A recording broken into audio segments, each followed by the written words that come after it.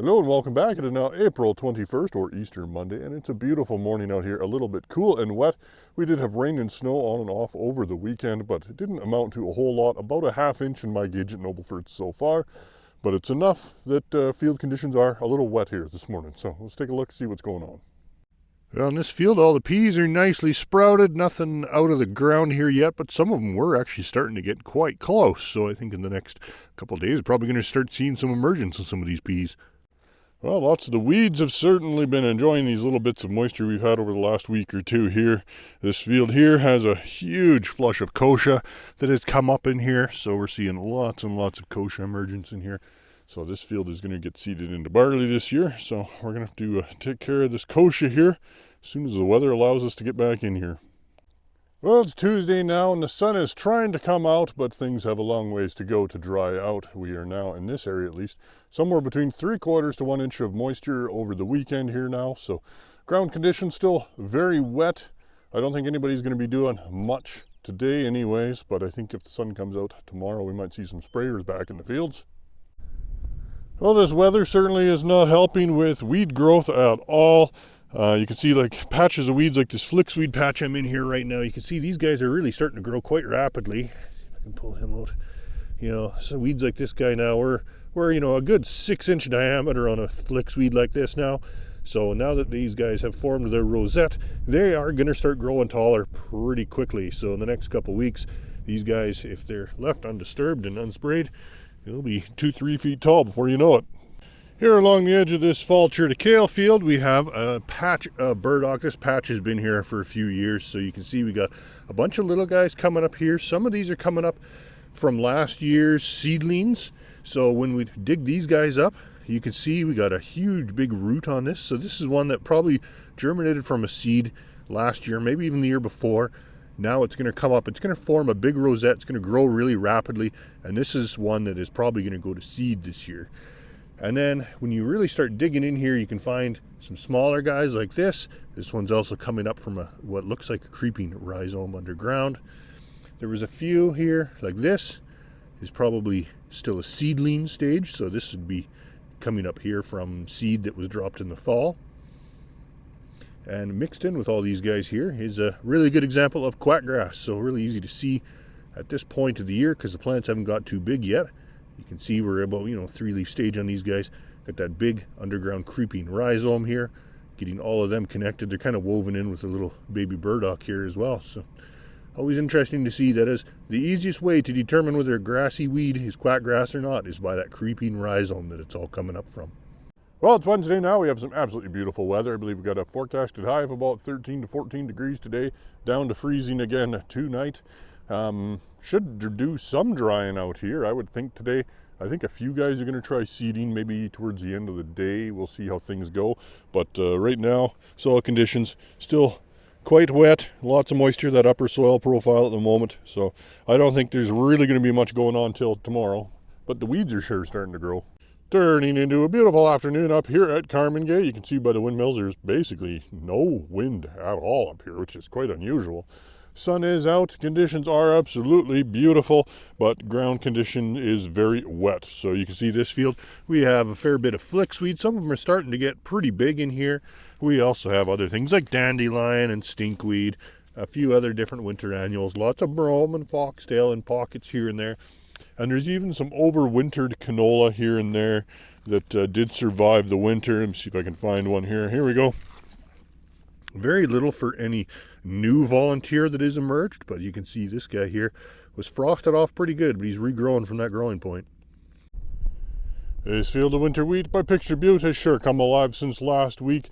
The extra moisture now that the sun is out, conditions are looking very, very good in here.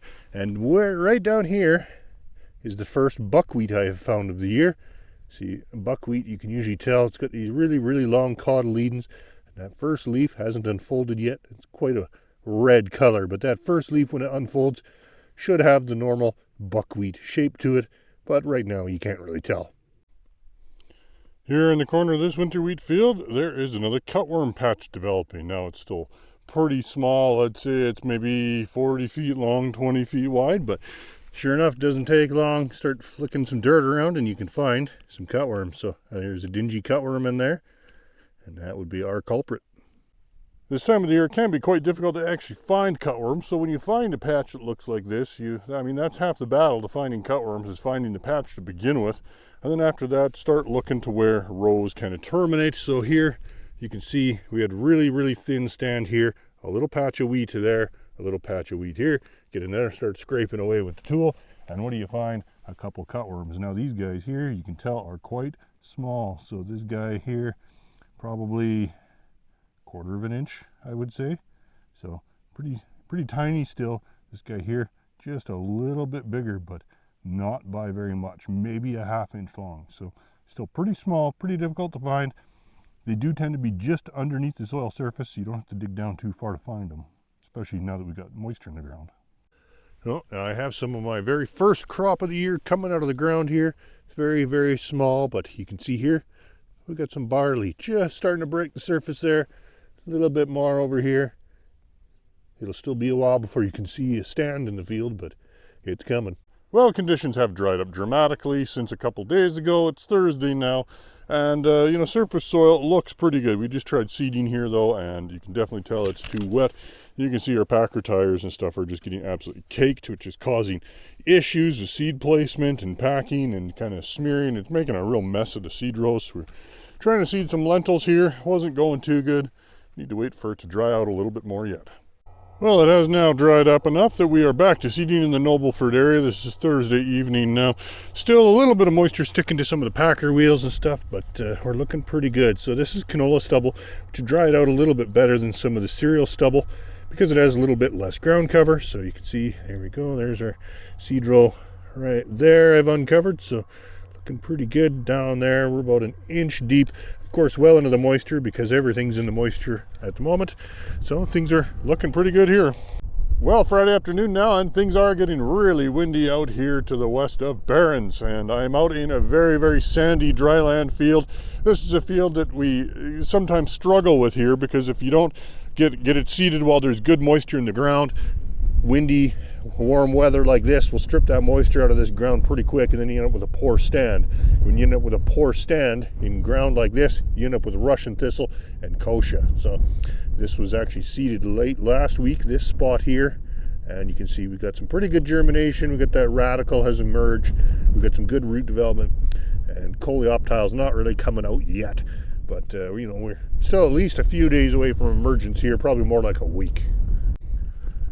Here's an interesting field we're fighting with here this morning. This is canola stubble from last year on irrigation. This was an Invigor variety that really resisted being harvested. It did not want to dry down. The stems and the stalks remained quite green, so we ended up taking the tops off and leaving some quite tall stubble, which is, about 18 inches. And now with the moisture, it's quite tough and it's causing some issues with the seed drill. So you can see here we're balling up. The straw is pulling out rather than getting broken. So we're going to give it a rest for a couple hours here now that the wind is blowing and the sun is out. Hopefully the straw will dry out enough we can break through it, because we can't be doing the whole field and ended up with all these big piles all over the place. Even though we are seeding barley, you can't really merge through 8 inches of trash. Well, that'll be it for this week. Now that it's dry enough that we're actually back in the field, we're getting going pretty good out here. So I got to get this video edited and put up on the YouTube, so we'll see you next week.